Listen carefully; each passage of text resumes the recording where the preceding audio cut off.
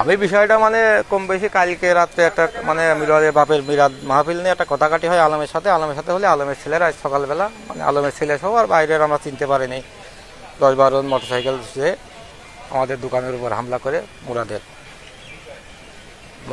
মারলে সে মারা যায়। বুড়া দিলে আমাদের দোকানে বসে গল্প করছিল, আমার মালিক ছিল আর একজন ছিল আয়ুব ভাই নামে একজন, মানে 3 জন গল্প করছিল। আর আমি ওদের বললাম যে তোমরা বসো, আমি চলে আসছি বাড়ির থেকে।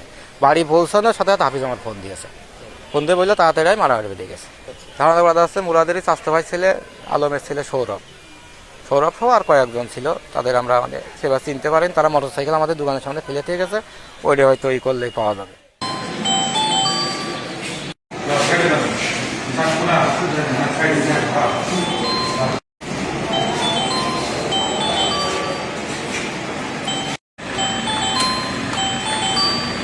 কিরে